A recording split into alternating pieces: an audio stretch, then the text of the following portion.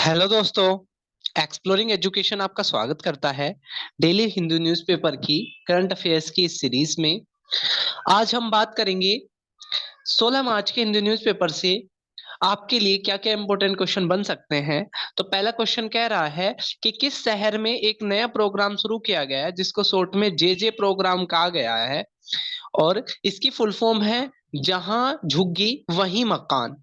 तो अभी दिल्ली में ट्रांस यमुना के पास ये पहला ऐसा प्लान होगा। ठीक, इससे पहले दिल्ली के बाकी इलाकों में भी ये हो चुका है, ये चौथा प्लान होगा वैसे ओवरऑल दिल्ली का। तो जहां पर जो झुग्गी झोपड़ी है वहीं पर उनको ना मकान प्रोवाइड कर दिया गया है। तो दिल्ली के लेफ्टिनेंट गवर्नर वी के सक्सेना के द्वारा ऐसा किया गया है। जैसे कि आप जानते होंगे जो दिल्ली है वो आर्टिकल 239 ए के तहत एक ऐसा केंद्र शासित प्रदेश है जिसमें चुनाव भी होते हैं। अदरवाइज बाकी केंद्र शासित प्रदेशों में पुडुचेरी को छोड़कर किसी में चुनाव नहीं होते हैं, और यहाँ गवर्नर ना होकर लेफ्टिनेंट गवर्नर हुआ करते हैं। दूसरे क्वेश्चन की तरफ अगर हम बढ़े तो वो कह रहा है कि नए डिप्टी इलेक्शन कमिश्नर कौन बने हैं। तो ये क्वेश्चन हमने कल भी किया था, लेकिन अब हम आज दोबारा से देखते हैं। ज्ञानेश कुमार और सुखबीर सिंह संधू दोनों अभी क्या है, नए डिप्टी इलेक्शन कमिश्नर बने हैं। और इलेक्शन कमीशन एक 3 मेंबर बॉडी है जिसका मेंशन कॉन्स्टिट्यूशन के पार्ट 15 में आर्टिकल 324 से लेकर 329 तक किया जाता है। अभी तक क्या होता था कि एक कमेटी जिसमें चीफ जस्टिस ऑफ इंडिया भी होते थे वो अपना रिकमेंडेशन दे देती थी प्रेसिडेंट को, और प्रेसिडेंट क्या कर देते थे, नए इलेक्शन कमिश्नर के मेंबर का सिलेक्शन कर देते थे। लेकिन अब क्या है, पिछले साल ही एक नया रूल बना था, ठीक है, दिसंबर में पास हुआ था, दिसंबर 2023 में, जिसके तहत क्या था कि पीएम और एक पीएम के द्वारा ही छाटे गए कोई भी यूनियन मिनिस्टर और ओपोजिशन पार्टी के लीडर, ये 3 लोग मिलके क्या करते हैं, नए इलेक्शन कमीशन के मेंबर का सिलेक्शन करते हैं। तो इनके द्वारा भी ज्ञानेश कुमार और सुखबीर सिंह संधू को चुना गया है। अगर चीफ इलेक्शन कमिश्नर की बात करें तो राजीव कुमार जी अभी चीफ इलेक्शन कमिश्नर है।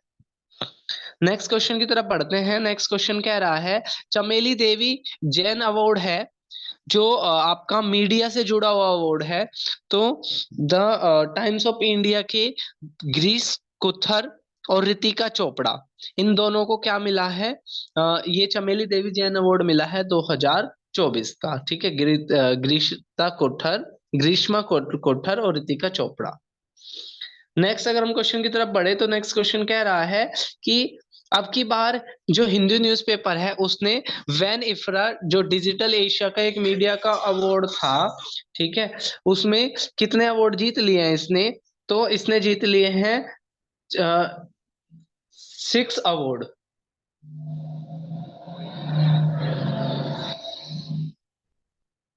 नेक्स्ट अगर हम क्वेश्चन की तरफ बढ़े तो नेक्स्ट क्वेश्चन कह रहा है कि अभी क्या किया गया, सेंट्रल गवर्नमेंट ने सिनेमेटोग्राफी सर्टिफिकेशन का जो रूल है 2024 का, उसमें कुछ अमेंडमेंट किया है।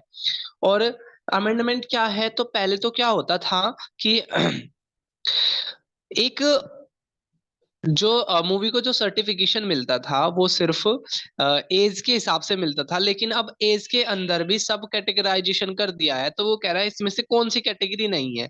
तो देखो ये सारी कैटेगरी है, ठीक है, UA 17, UA 13, UA 16, नहीं UA 7, 13 और 16, ठीक है। 12 जैसा मेंशन नहीं है, पहले सिर्फ एक हुआ करता था, 12 से सब नीचे वालों को बच्चा माना जाता था, ठीक है। और तो इस तरीके से क्या किया है, अब इसके मूवी का जो सर्टिफिकेशन मिलेगा वो इस तरीके से मिलेगा, UA 7 प्लस, यानी कि 7 साल से ज्यादा उम्र के बच्चे इसको देख सकते हैं। UA 13 प्लस यानी कि 13 से ज्यादा उम्र के ही बच्चे देख सकते हैं। UA 16 यानी कि 16 से ज्यादा उम्र के बच्चे इस मूवी को देख सकते हैं। और उससे ऊपर फिर एडल्ट की कैटेगरी आ जाती है। नेक्स्ट अगर हम क्वेश्चन की बात करें तो वो ये कह रहा है अभी क्या किया गया है, रेलवे क्या कर रहा है, मल्टी मॉडल ट्रांसपोर्ट हब बनाएगा, क्रॉसिंग के सेंटर्स बनाएगा, ठीक है। तो उसके लिए किन शहरों को छाटा गया है और उनको कहा गया एस्पिरेशनल सिटीज, और उनकी पॉपुलेशन होनी चाहिए 10 लाख प्लस। ठीक है, 10 लाख प्लस से ज्यादा वाले एस्पिरेशनल सिटीज में क्या बनाया जाएगा, मल्टी मॉडल ट्रांसपोर्ट हब बनाएगी रेलवे। तो यहाँ पे पॉपुलेशन मेन थी, आपसे पूछेंगे कि पॉपुलेशन कितनी, तो पॉपुलेशन 10।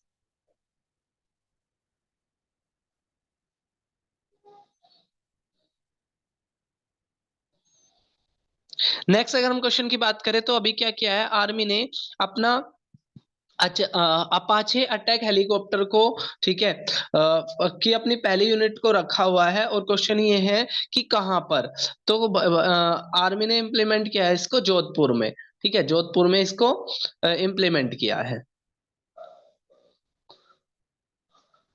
नेक्स्ट अगर हम बात करें पैलेस्टीन, ठीक है, इसके नए प्राइम मिनिस्टर कौन बने हैं, तो मोहम्मद अब्बास तो यहाँ के प्रेसिडेंट है, और मोहम्मद मुस्तफा अभी यहाँ के नए पीएम बनाए गए हैं, और मोहम्मद सत्यास को ये रिप्लेस करेंगे। तो ये फॉर्मर पीएम, ये करंट पीएम, और ये अभी के प्रेसिडेंट, ये आपने याद रखना, मोहम्मद अब्बास, मोहम्मद मुस्तफा और मोहम्मद सत्यास।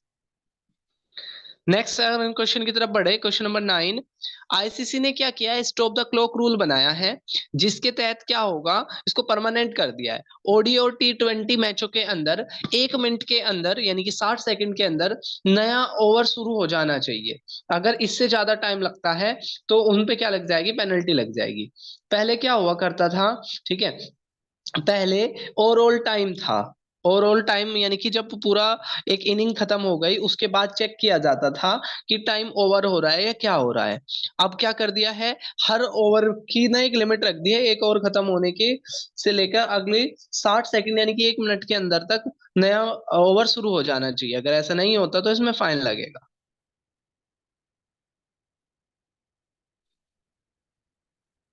तो ये था हिंदी न्यूज़पेपर का आज का 16 मार्च का करंट अफेयर्स के क्वेश्चंस। आपको ये सीरीज कैसी लग रही है कमेंट बॉक्स में जरूर बताना। फिर मिलेंगे एक नई वीडियो में, तब तक के लिए टेक केयर, जय हिंद जय भारत।